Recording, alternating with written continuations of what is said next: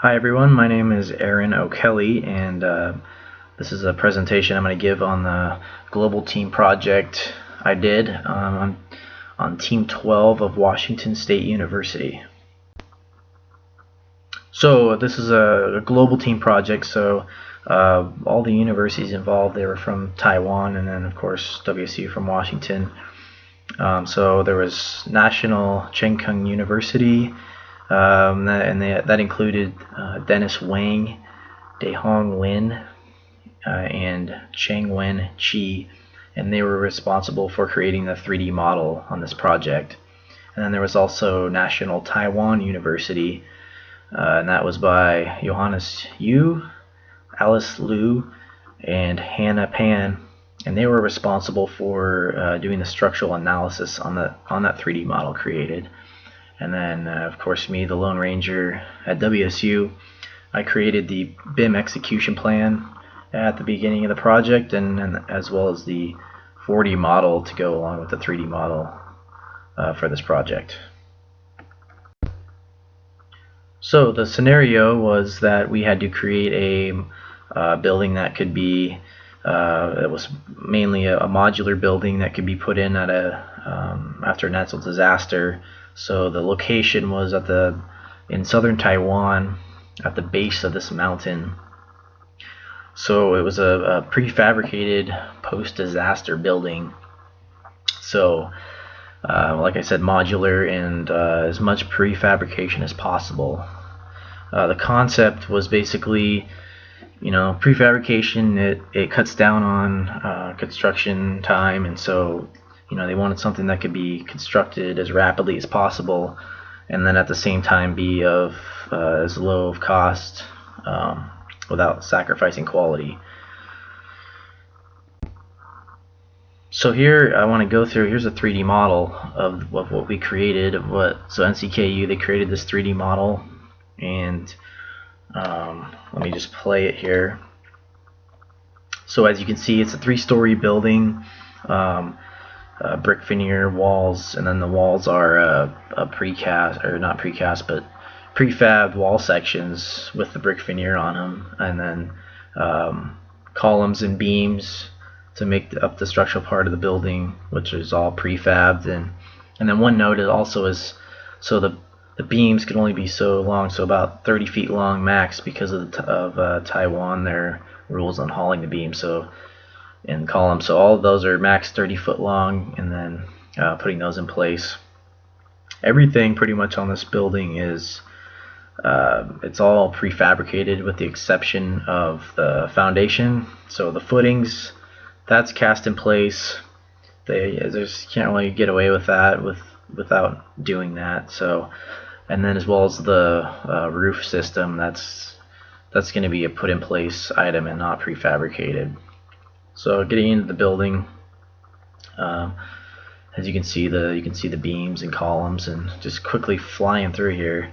Out on the deck, those are the deck system. I like that on this. And then as you can see, there's the inside's drywall, and then getting back outside the building again, the roof system. So 3 stories, lots of doors and windows on this thing, and many rooms to house multiple families. And to put this thing up super fast to house as many families as possible after like a natural disaster or something like that. So I showed you the 3D model. So then what my responsibility was the 4D model on this project. So just an overview of just 4D modeling in general. So the benefits, there's so many benefits of 4D model. So first of all, it's an excellent communication tool. So it's just very visual, and you can just see the construction sequence. You're taking just a 2D, typed out schedule, and then you're putting in a visual aspect to it. So that's just a huge communication tool that can be used. All parties involved in the construction process. So just a quick way to get everybody on the same page and a complete understanding, so much faster than trying to sit there and look at a paper schedule and trying to visualize what's going on. So, and then the actual versus planned concept is, So we created this 4D model and with the durations of how fast systems are going up. So then when you actually go to construct the building, you can then look back, like, you know, if the walls are going up, and then you can look at a certain date and say, okay, is this what's going on? Like, is this has this happened when it has supposed to? So, and that's just another visual aspect. You can just quickly look at it and right away get, you know, are we behind schedule or ahead of schedule, or where are we at? So, and then objectives. So it's just like I said, the construction sequencing process. Just the objective is to be as visual as possible and to be able to convey to, you know, everybody in the construction process, you know, as fast as possible, get them on the same page and understanding what's going on. With benefits, you know, so many benefits of 4D modeling, but there is a couple limitations, and I mean the real limitation is the fact that you can't detail. There's not an incredible amount of detail. I mean, the level of detail, it's good, but you can't, if you're trying to get into like mechanical systems and you know, major mechanical systems and electrical and stuff like that, you know, the small things, light fixtures, stuff like that, it's hard to represent that and really see that going in, but you know, you can get a big picture look at it. So now here's the 4D model I'd like to show of what I created. And then before we start, I'd like to point out that so the clock starts and there's nothing going on for a few days, and that represents the mobilization to the site and like material procurement, and then the site, basically site prep, and then footing excavation, and then you'll see the footings pop in, and then the rest of the building goes up.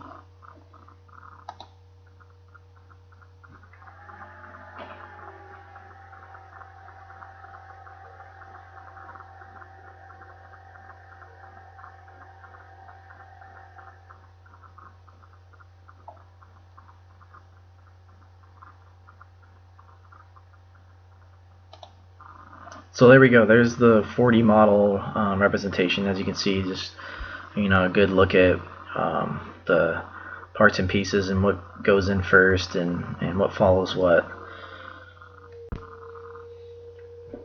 So I'd like to give a global team overview. So both with my team and then just in general, you know, out in the industry. So to me, there's just so many benefits, and they far outweigh the drawbacks of this process. So I mean, the benefits are that you have a much larger talent pool. You can go and pick people from all over the world who have, you know, high degrees of education, and you can go and get the best of the best people and work with them and create something that's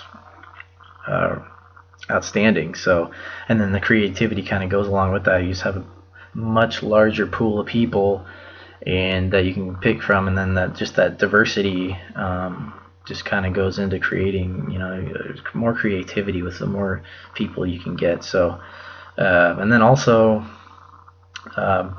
productivity and responsiveness I have there. So I mean, you can be working 24 hours a day. There's, you know, different time zones. So I have you know, I should have put that in a benefit, but I mean, that's kind of a double thing. It's a benefit and a drawback. So the benefit of the time zone thing is the productivity. You can be working 24 hours a day and get something pumped out because you got people all over the world that are working.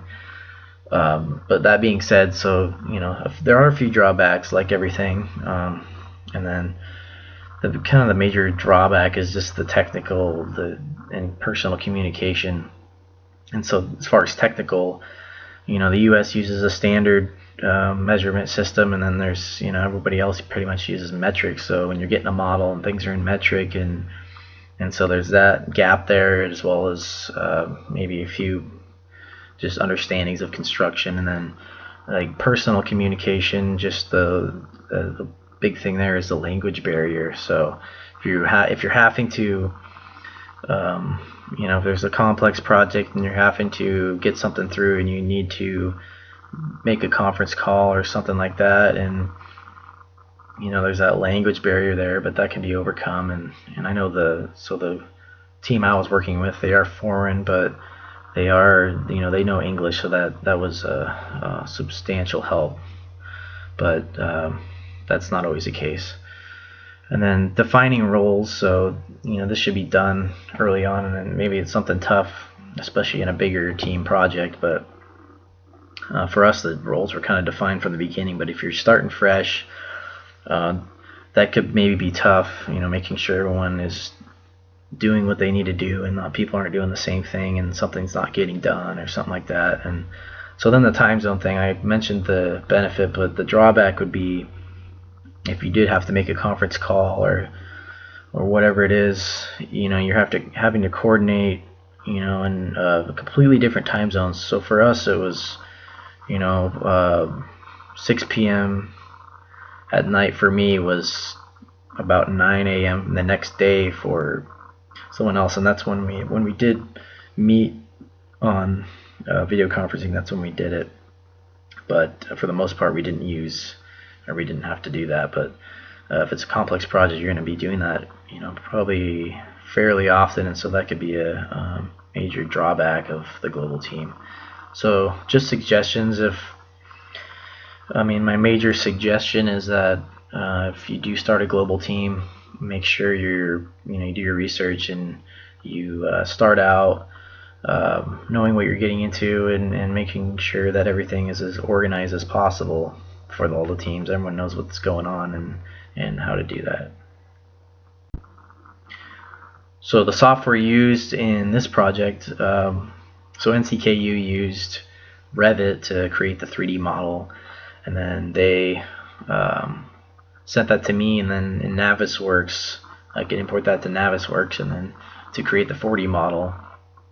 And then I used Primavera to create this construction schedule, which included putting together all the activities for the construction process and then putting durations to all those activities, and then as well as putting relationships to all those activities when something was going to start and finish, and then connecting the dots.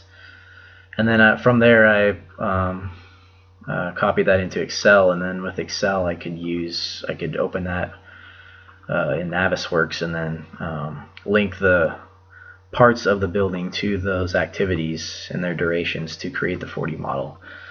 All of these programs worked exceptionally well together. Revit and Navisworks are kind of top of the line BIM tools in this day and age. Revit's kind of overtaken AutoCAD, the old 2D way of doing things, and implementing a 3D design software. So everything worked very well together.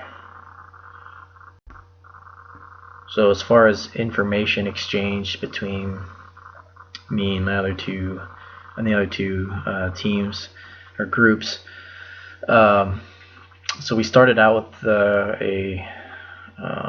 so with Sococo, which is it's like a software for like video conferencing and screen sharing and stuff like that. So when we first met up to meet each other, and we used that, but that's the only time we ever used that. So there were some problems with that, and that's that thing with the drawback of if you're meeting up that way, you have to meet at a certain time and make sure everybody's technology is working. Some people's screens weren't working at first, and the volumes weren't working, so we kind of went away from that. And then as well as the Sococo, when we were there on our first meeting, we also used the BIM virtual viewer just to kind of mess with that, and we ended up not really using that at all for this project. So, and then there's a couple emails sent, but our main point of contact was Facebook with creating a group for Team 12 and then sending files through Google Drive. So I got the 3D model through Google Drive from NCKU, and then I could send once I got my 4D model done, I could send that back. So those two tools are, for a project like this, not so big, fairly simple. You can get away with Google Drive and Facebook together, and so it was good. And I could see if it was a very complex project, you'd have to use, probably Vim Virtual Viewer to really like get into detail, if something needs to be conveyed. But for us, Google Drive and Facebook worked perfectly fine. So getting to the end here, I mean, the BIM execution plan is what I created at the beginning of this project, and that kind of just outlined for all the teams the schedule and everything to abide by and stuff like that. And it really wasn't so important, or for this project, it was a small project, and I mean, kind of everything was a little outlined before that, since we're, it's all part of our classes. So I guess it was useful. And I mean, as far as commitments, I mean, everyone, the other teams that I worked with, they were, they got me the 3D model and things like that. So it wasn't super, nobody was completely didn't drop the ball or drop the ball or nothing like that. But then as far as division of work, I mean, I was my own team, but I'm not sure about the other groups. They got their stuff done, so I'm assuming that that went okay. So I wouldn't make any changes to the BIM execution plan. I mean, it was pretty simple for a simple project. So if it was a super complex project, I probably would, but not quite so much for this project. So to finish this off, I just like to say thank you for watching, and thank you to the other members of my group in Taiwan for putting this thing together. And as always, go Cougs.